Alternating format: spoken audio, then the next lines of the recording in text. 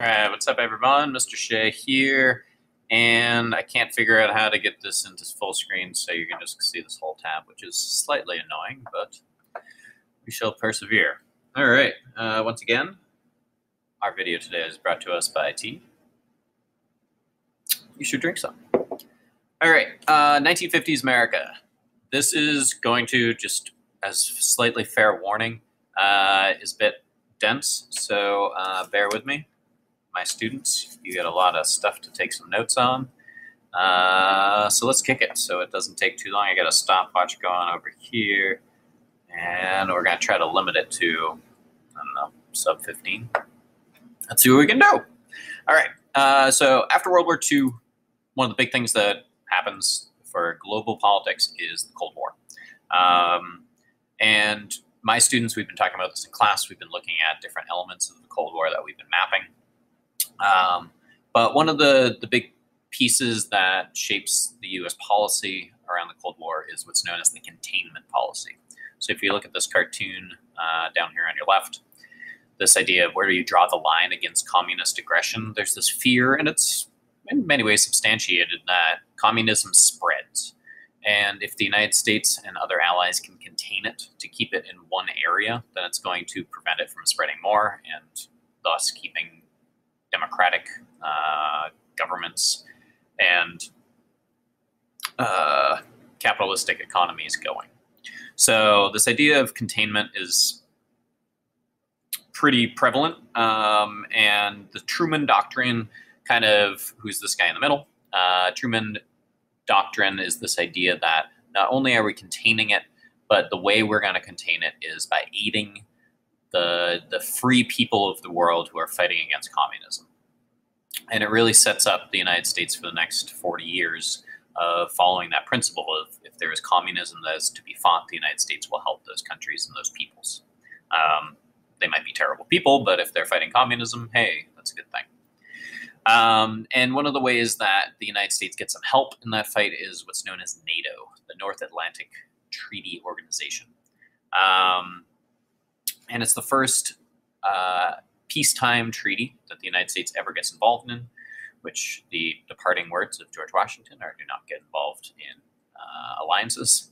So the United States, in the face of communism, decides that having some sort of treaty to unite, if you look in this map, initially it's those darkest countries here, and eventually, up until this day, NATO is still around. But it allows especially these European countries with the United States and Canada to work together for their own security. Now, one of the big places where this Truman Doctrine and ideas of stopping the spread of communism fall into place, well, two of them are China and Korea. So Chinese Civil War, after World War II, after the Japanese kind of pull out, there's conflicts between communist forces as well as democratic forces. And the United States obviously is supporting heavily the democratic forces led by Chiang Kai-shek. And the communist forces end up getting led by a man named Mao Zedong. Eventually, the communist forces of China win. They push the democratic forces onto the island of Taiwan, which China to this day claims, but Taiwan is a democratic nation. And is a huge win for communists who are getting support from the Soviets. Shortly thereafter, so that's 1949, that China becomes communist. Shortly thereafter in Korea, we have, after the war, which Korea was also taken over by the Japanese, the North was controlled by the Soviets and the South was controlled by the Americans. In 1950, the North invaded the South. And as a response, the United States, as well as 16 other countries, send troops in to restore order. And those troops are actually under the auspices of the newly created United Nations, which starts fighting. And those forces initially, once the U.S. led troops, it's 90% Americans, they push almost entirely all the way back to the border. But then the Chinese join in the war and end up pushing troops all the way back. So initially, before the war started, the country was split on the 38th parallel, which is about right in the middle. So initially, the U.S. pushes them all the way back. Chinese get involved. Oops. And then the forces get pushed back all the way back to the 38th parallel, which is where the country is still divided. Not until 2 years ago was the war officially over. But it's often known as the Forgotten War because Americans generally don't think about it, I guess, in normal contexts. Certainly people that knew veterans or were veterans themselves. However, 54,000 Americans died in this war. And, which is a staggeringly large number for a war that I think a lot of Americans generally forget. So my students, there is a Korean War Memorial in Hyannis. Remember, extra credit. Go post it on Instagram stories or your pages themselves. Tag me, and you can get some credit. So I won't tell you where it is, but pretty easy to find. So that's what's going on over in, I'm going to cut out this picture for a second. In Asia, at home, though, communism is also this giant fear because Americans are seeing it spreading all around the world. So there's loyalty tests that are getting put into place and for government officials. You have a Senate investigative committee called HUAC, House, or I guess it's the House Un-American Activities Committee. And specifically, they're looking at, as it says here on this poster, television, radio, and Hollywood. So they're really focusing on mass media because that's where messages are being spread. So there's a purge of people that work in Hollywood, and they end up firing and blacklisting, which means they can never be hired again, 500 actors, directors, producers, and writers. So there's this huge purge in Hollywood to try to get communism out, which before World War II, there's actually a pretty strong communist party in the United States before it became, our number one enemy. And a lot of those fears are also continued by cases of spying like this. These are the Rosenbergs, who Ethel and Julius were accused of leaking information. In fact, plans that allowed the Soviets to develop nuclear weapons far earlier than scientists in the United States had thought they would. And it was because of a lot of leaks from people that worked on the atomic bomb projects in the U.S. that leaked it to the Soviets. The Rosenbergs denied everything. They claimed that especially they were being targeted because they were Jewish, but they were executed. They were put on the electric chair and killed. And we also have that guy whose picture I just got rid of. This guy, Joseph McCarthy, was a junior senator. I love this picture in many reasons. If you look at the faces of people around, it's a great meme. If anyone wants to make this into a meme, I'll give you some extra credit too. But Joseph McCarthy was a junior senator, and he was really nothing much or very important. But then he started accusing people of being communists, and his profile started getting elevated. He claimed he had lists of communists that worked in the government.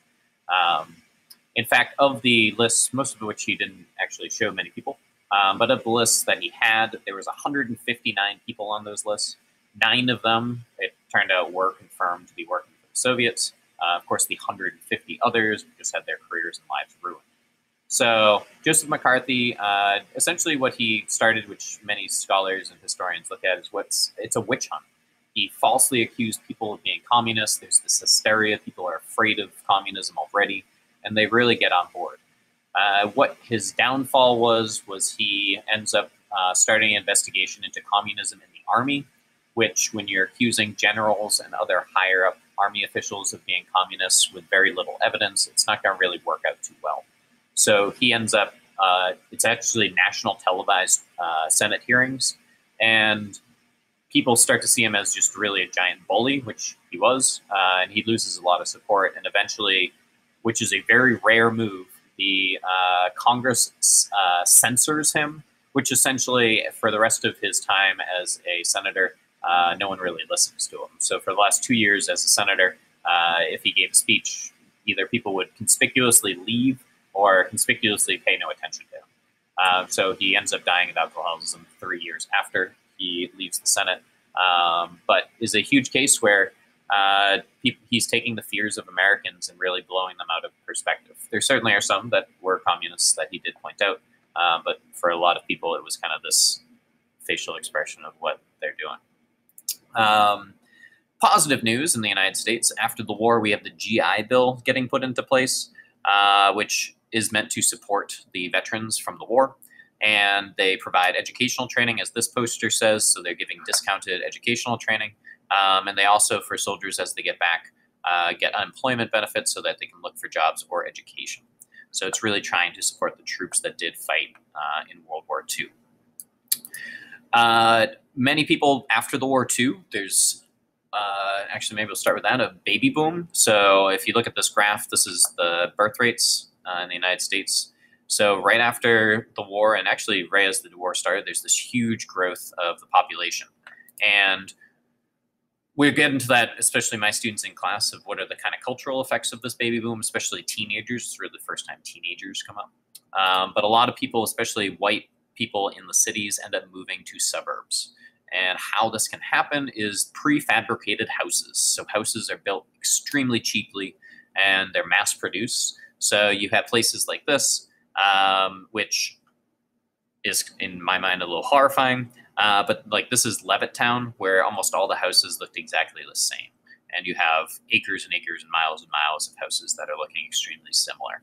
A lot of these communities had regulations that prevented minorities from moving in there, as well as government programs that didn't give out loans to minority families. So with this, why it's called white flight, is a lot of the people that left the cities were white, whereas the people that stayed in the cities were predominantly Black or Hispanic, which we'll get into, especially in the 1980s, what are those impacts. And we'll talk about a little bit of that in the rest of this video. And the crazy thing is, after World War II, remember before World War II, we're in the Great Depression, with people going back to work, the industries producing planes and trains and all sorts of things, those industries are doing really well after the war. And Europe has been destroyed, so a lot of the trying to rebuild Europe is coming from America. So there's a ton of jobs and a lot of people to work in them. So economically, there's a huge growth in the GDP, the gross domestic product of the United States, which allows people to really, this idea of consumerism is where it begins. You have people buying cars and refrigerators and really getting into televisions, all these other things that are promoting buying products. And Americans start to buy a lot of stuff really more than ever before. So with that, you also have the automobile culture, the movie Grease. You get stuff like that of people really loving cars. And it's like, I mean, the ads are great. Look, you're going to get to hang out with bears. Like, bears are cool. Look how many people you can fit in that car. So really the way Americans live shapes and changes dramatically during this time period. You do have people pushing back against this kind of conformity. You have in these areas a lot of people looking and acting exactly the same. So you do have things which we'll look at in my class, in the classroom, like rock and roll comes up. You have the beat movement, which is kind of countercultural. Before the hippies, just people that are listening to jazz music. So jazz music is another kind of fight against this. And the beat movement has people like Allen Ginsberg and Jack Kerouac, who are writers. And Bob Dylan is hanging out with all of them. So you have this kind of subversive music front that is a bit of a rebellion against this kind of boring environment that's being promoted in a lot of society, because people are afraid of communism. So like, oh, we have to act and behave in a certain way. And it really results in some conformity, which really isn't a super positive thing. To help out the economy and some people a bit more, we have Harry Truman. So Harry Truman becomes president, and he wants to continue a lot of what Franklin Delano Roosevelt put into place with his New Deal. So he wants to expand some of these social programs that FDR put into place. Sorry, just checking the time. We're doing pretty good. So mostly he gets blocked in the programs that he proposes. However, Congress does, he does have success when it comes to increasing minimum wage. He also increases expanding Social Security, and he does increase the amount of affordable housing in cities,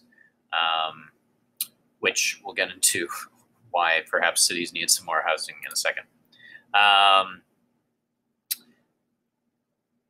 The president after good old Harry Truman is Dwight D. Eisenhower, also known as Ike, which means he has some great slogan of "I like Ike," which has a nice ring to it. One of his big accomplishments is the Eisenhower interstate system when it comes to domestic affairs. if you look at the map up there, we are building millions of miles of interstates because of Eisenhower. So whenever you're driving on like I-95 or the Mass Pike, look for these signs. You'll see them almost on all highways around America. He also is instrumental when it comes to starting desegregation, which is great. He orders the desegregation of schools in Arkansas, so Little Rock, when we have people like Ruby Bridges that become propelled into fame because they're students that are getting put into these integrated schools. It's really the start of this fight for more civil rights for African Americans, which we'll be getting into much more when we get into the 60s next week. However, there certainly are a lot of people that are left behind in the 1950s. While there is a lot of economic growth and these positive things, in the cities, it's called urban renewal, where white flight has left. There's a lot of predominantly minorities living in cities that are getting run down because they haven't been rebuilt in centuries. And instead of rebuilding the cities, what cities end up doing is just knocking down whole neighborhoods that they see as unsightly.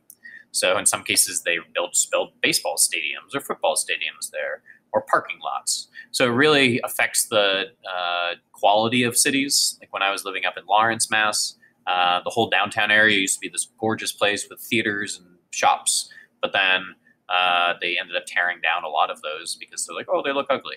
And it really ends up hurting the character of those cities. So minorities, especially in cities, are really suffering while they are building affordable housing. The state continues to deteriorate, which when we get into the 1980s, you'll start to see it coming to a head, where really hip hop and rap come from, is this terrible social situations in cities. We also have a lot of, during World War II, the United States government welcomes and has a program to bring in Mexicans to especially work on farms because so many Americans are fighting in the war. And the expectation is that they leave after the war. And of course, most Mexicans are like, nah, I've been living here for years, like I'm going to stay. So you have a lot of Mexicans preferring to stay in the United States. So there's a lot of activists that are trying to improve the situations of especially Mexican migrants who are also more coming into the United States after the war with all this economic boom. And probably the group that's continuously being discriminated against by the U.S. government are Native Americans. There's a policy which is called termination policy, where essentially the U.S. government was like, we're not going to support you anymore. Which, of course, the reason why the U.S. was supporting Native Americans in the first place was because we had taken away their land and livelihoods. So this forces a lot of Native Americans to move into cities and really starts to lose more of that culture that at least was in some ways developed on reservations. So a ton of stuff happens in the 1950s. My class, we're going to be looking at a lot more in class, namely when it comes to culture. What is the life like for especially teenagers and young people in the 50s? So thanks for watching. I know it's long, but thanks for bearing with me, and we'll catch you on the flip side.